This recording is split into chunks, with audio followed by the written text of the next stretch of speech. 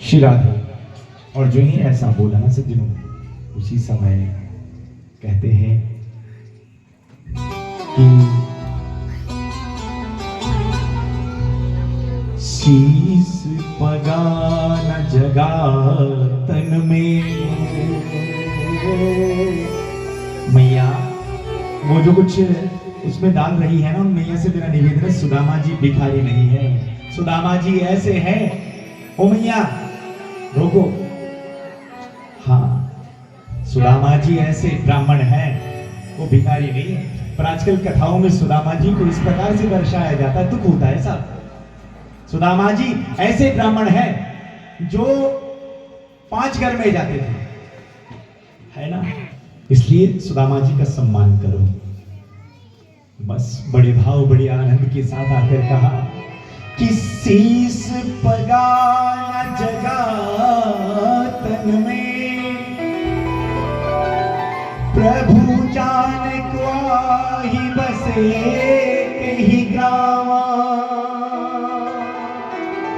धोती फटी सिलुपटी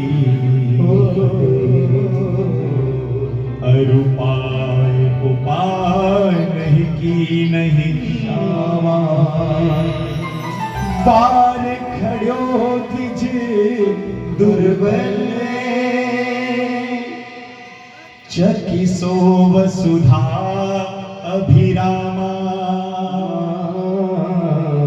पूछत दीन दयाल को नाम, अपनो नाम बता।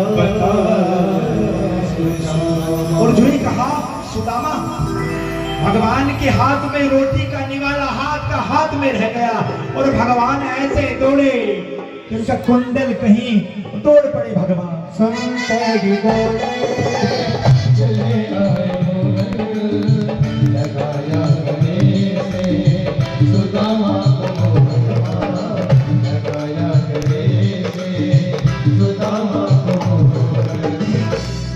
हुआ रुक्मणी को अचंबा, हुआ रुक्मणी को बहुत ही अचंबा। ये भगवान के अजैबा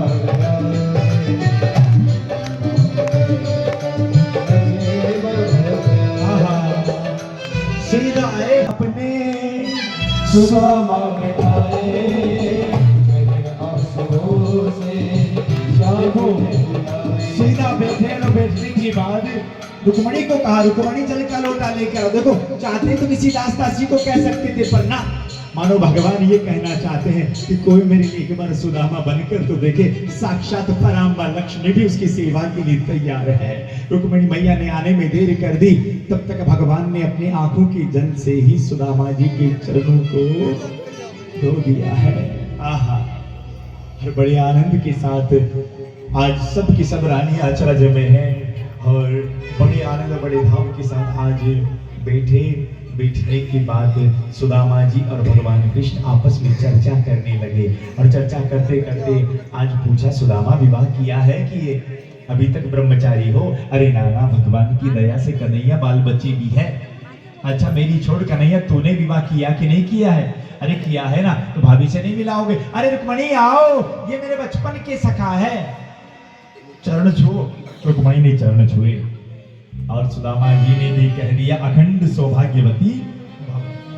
अरे जाम्बती आओ, अखंड सौभाग्यवती भव। सत्यभामा आओ, अखंड सौभाग्यवती भव।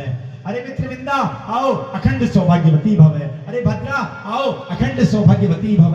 अरे कालिंदी आओ, अखंड सौभाग्यवती भव। और धीरे धीरे 50 पर मामला आया तो सुदामा जी ने भगवान कन्हैया को कहा कि और कितनी है? 100 पर आते आते तो अखंड छूट गया, सौभाग्यवती भव, सौभाग्यवती भव। मामला 150 पर आया, आज सौभाग्यवती भी छूट गया, केवल भव भव भव भव।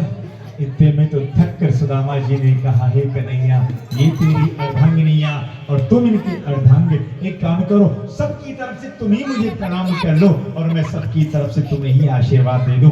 आज कन्हैया ने ही सबकी तरफ से प्रणाम कर लिया और सबकी तरफ से आशीर्वाद दे दिया। और जब ऐसी स्थिति बनी सज्जनों, उसी समय आहा, आज सुदामा जी जो पोटली लेकर गए थे उसे छुपा रहे थे। अरे सुदामा, क्या छुपा रहे हो? बचपन की आदत अभी गई नहीं है। अरे ना ना ना, कुछ भी नहीं है। और जो कहा, अरे बताओ ना। और जब माने नहीं ना, भगवान ने पोटली छीन ली। अरे देखो तो सही भाभी ने क्या भेजा है। और जो ही पोटली छीनी सज्जनों, छीनने के बाद उसके भीतर जो चावल थे, भगवान कृष्ण प्रसन्न होकर एक मुट्ठी चावल उठाई और एक मुट्ठी को पाया और दूसरी मुट्ठी पाने लगे, इतने रुक्मणी ने हाथ पकड़ लिया। और जब रुक्मणी ने हाथ पकड़ा ना, और उसी समय दूसरी मुट्ठी में रुक्मणी ने हाथ पकड़ा।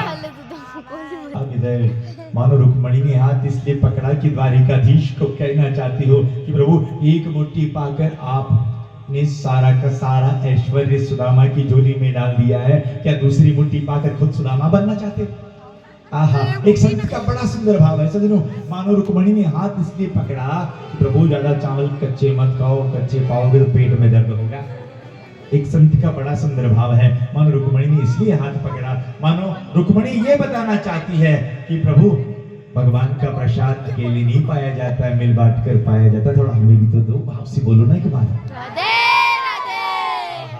बड़े भाव बड़े आनंद के साथ आज सुदामा जी को भनक तक न पड़ने दी, सारा का सारा ऐश्वर्य सुदामा जी की झोली में डाल दिया। आहा, अगले दिन सुदामा जी उठे, जाने लगे।